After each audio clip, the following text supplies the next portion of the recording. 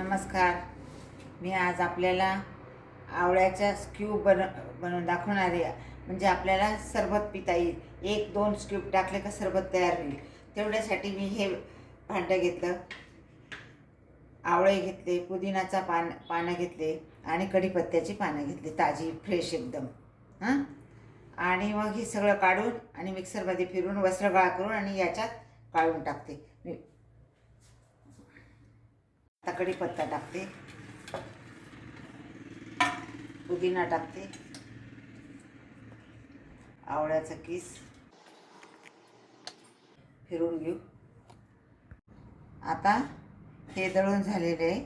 आता आपण हे वस्त्रगाळ करून घेऊ.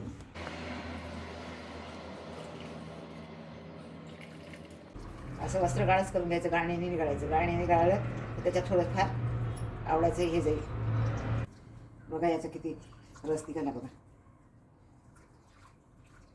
गावठी आवळे आहेत, हे खूप सुंदर आवळे आहेत, ताजे माझ्या शेतातले आवळे आहेत.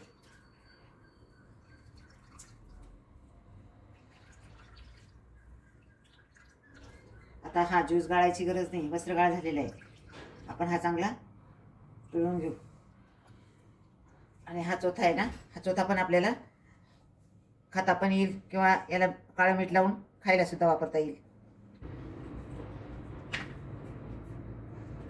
आपण आता हे भरून ठेवू. हे 6 महिने पण राहतात. आपल्याला 2 क्यूब टाकायचे, ग्लासभर सरबत तयार. त्याच्यात आपण काळं मीठ पण टाकू शकतो.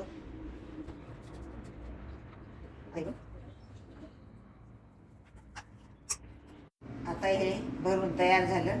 आता मी हे फ्रीजमध्ये ठेवते. आता आपण हे फ्रीजमधून हे काढून, हे बघा कसं छान सेट झालं बघा. हे बघा,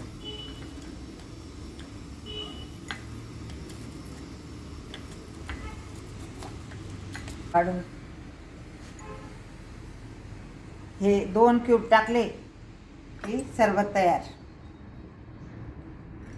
आपण ते असे मेल्ट करायचे. 5 मिनिटात होऊन जातील. आणि त्याच्यात तुम्हाला साखर टाकायची ते साखर टाकू शकतात, काळं मीठ टाकू शकतात. झालं सरबत तयार. आता असं प्यायला दिलं तरी हरकत नाही. आता मी तुम्हाला हे सगळे क्यूब हे बघा. चला तर मग या सरबत प्यायला. माझा हा व्हिडिओ आवडला असेल तर लाईक करा, शेअर करा, सबस्क्राईब करा.